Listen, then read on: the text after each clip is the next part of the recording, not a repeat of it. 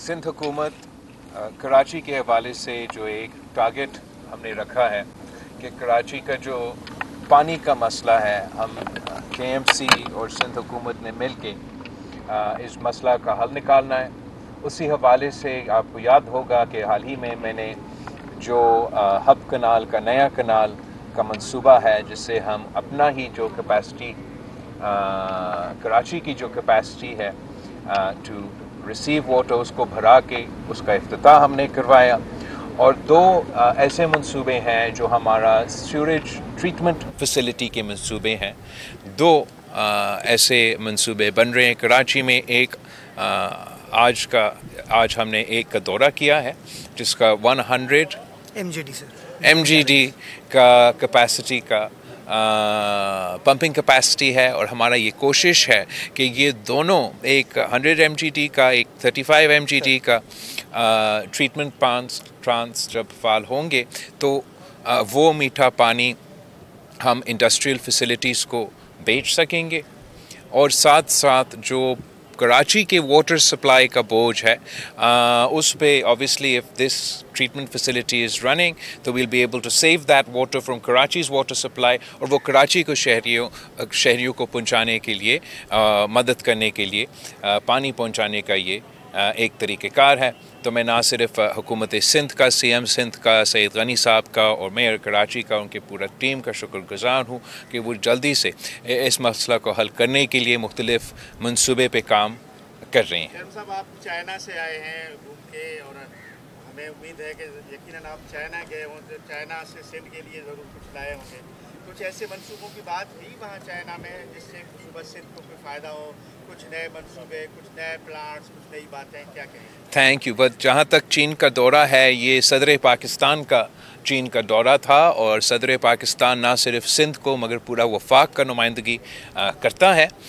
सदर ज़रदारी का अपना ही तारीख़ है जो पिछले दौर में हमने रकम किया कि he was the first president to complete the most amount of trips to China, और उसी मेहनत की नतीजे में पाकिस्तान को गवादर पोर्ट और चाइना पाकिस्तान इकोनॉमिक कॉरिडोर का मंसूबा मिला।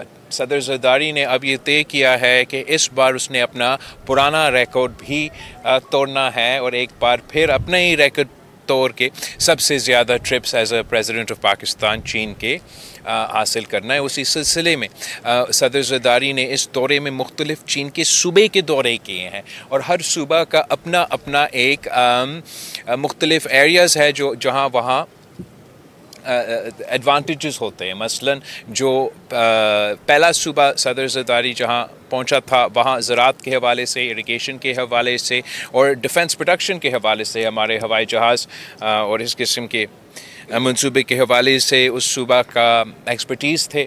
सदर ज़रदारी पाकिस्तान का एक्चुअली बल्कि दुनिया का सबसे पहला सदर बना जिन्होंने इन फैसिलिटीज़ का दौरा किया। उसके बाद हम शंघाई में थे जो कि एक फ़ाइनेंशियल हब है चीन का।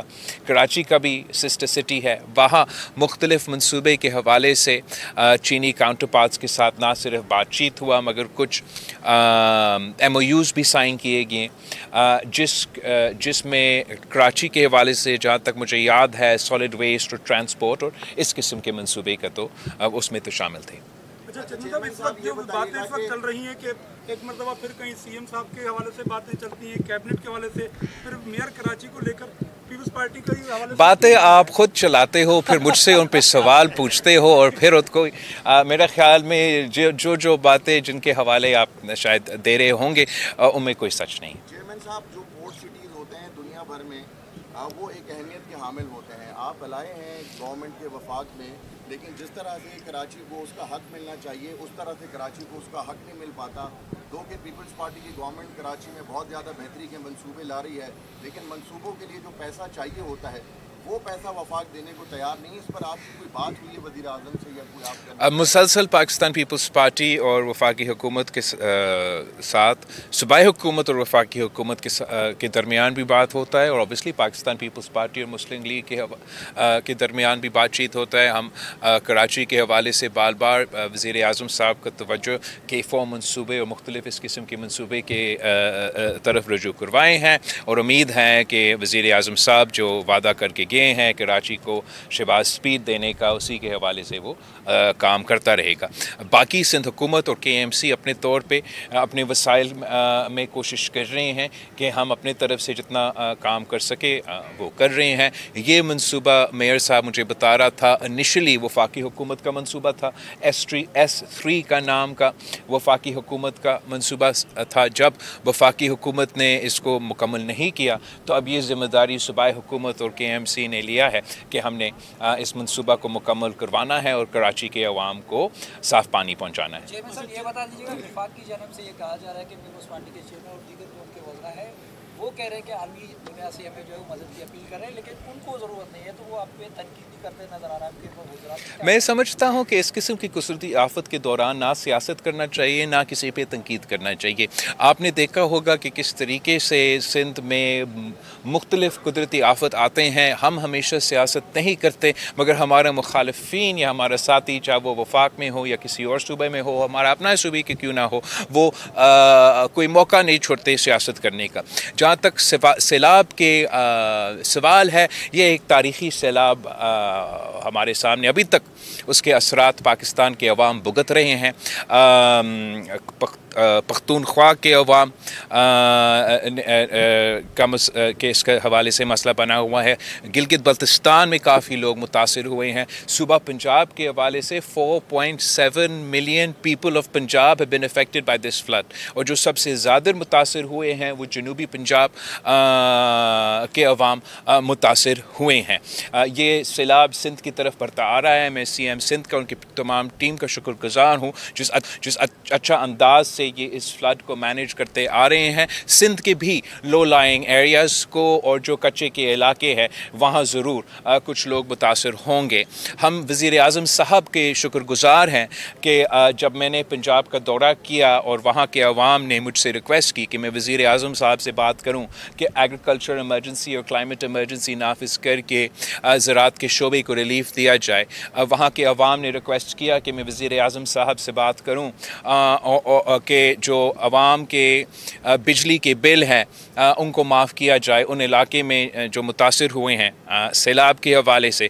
और साथ साथ ज़रूर हमने जो पिछले एक्सपीरियंस इसी शहबाज शरीफ साहब की, जब हम हुकूमत के इत्तेहादी थे पिछले सैलाब में, तो हमने फ़ौरी तौर पे जब लोग मुतासिर हो रहे थे, रास्ते बंद पड़े हुए, मुश्किल हालात में, उन हालात में हमने बेनज़ीर इनकम सपोर्ट प्रोग्राम के थ्रू डायरेक्टली मुतासिर लोग बलूचिस्तान में, मुतासिर लोग जनूबी पंजाब में, मुतासिर लोग सिंध में, उनको हम माली मदद पहुँचा सके।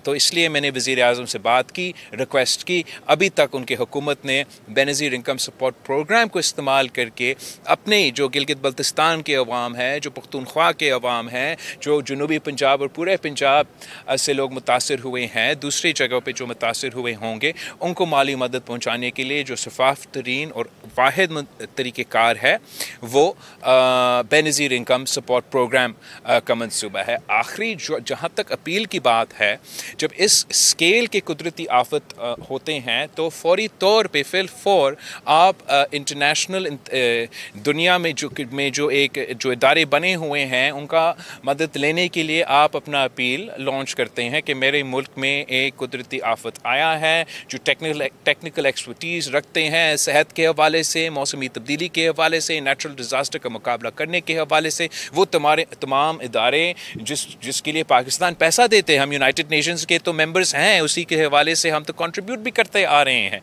अपने सोल्जर्स में भी, अपने एनीवे तो हम उन फैसिलिटीज़ का मदद ले सके। अनफॉर्चुनेटली आज तक वो अपील नहीं हुआ है। तो जो इमीडिएट रिलीफ फेज़ में, रेस्क्यू फेज़ में मदद पाकिस्तान को मिलना था, पाकिस्तान को अवाम को मिलना था, पंजाब के अवाम को मिलना था, वो अब तक नहीं मिल सका। मैं जिस चीज़ का फ़िक्रमंद हूँ कि जिस स्केल पे ये कुदरती आफत और सैलाब हुआ है, इसके नॉक-ऑन कॉन्सिक्वेंसेस होंगे। ये सिर्फ राशन से काम नहीं चलेगा।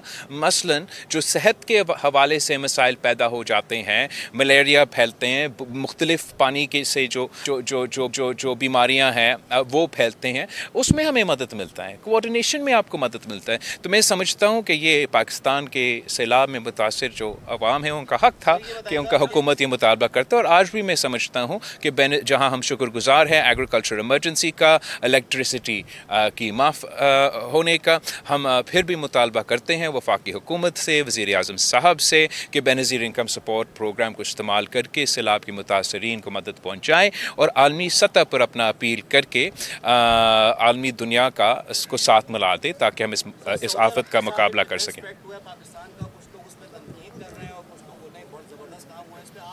मैंने तो कोई तनकीद नहीं देखा, मैंने सिर्फ तारीफ़ सुना है और तारीफ़ का लायक तो काम है।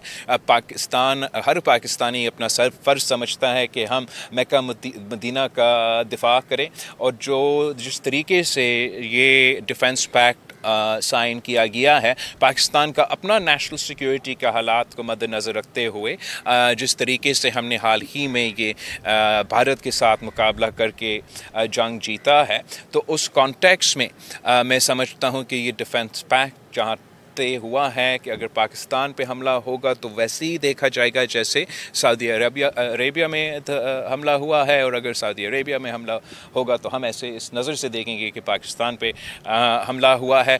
मैं समझता हूँ कि दोनों ममालिक के लिए ये एक बहुत पॉजिटिव डेवलपमेंट है और मैं वज़ीर आज़म साहब को, उनकी पूरी टीम को मुबारकबाद देता हूँ कि ये मरहला वज़ीर आज़म साहब ने सऊदी अरेबिया में अभी साइन किया है। अच्छा, ये बताइए, इंडिया को हमने जो है बड़ी बुरे तरीके से हराया है, आपने बड़ी अच्छी सिफारतकारी की आपकी वजह से, लेकिन अब इंडिया का क्रिकेट में भी मतलब वो सियासत लेके आ गया है, तो क्या कहेंगे आप? मतलब वो मोदी की सोच वाले क्रिकेटर बन गए हैं जो, इस पर क्या कहेंगे आप? मैं इस पे इतना ही कह सकता हूँ कि हमें सब कोशिश ये करना चाहिए कि जो स्पोर्ट्स है इनको गैर सियासी रखा जाए। अफसोस के साथ आप ये देखते आ रहे हैं, ये पहला एग्ज़ाम्पल नहीं है कि भारत मुसलसल स्पोर्ट्स के साथ सियासत करता है और सियासत की वजह से मुख्तलिफ़ मौके पे जो इवेंट्स होने चाहिए थे वो नहीं हो सके या मुतनाज़ा बने, भारत का किरदार की वजह से, पाकिस्तान की किरदार की वजह से नहीं।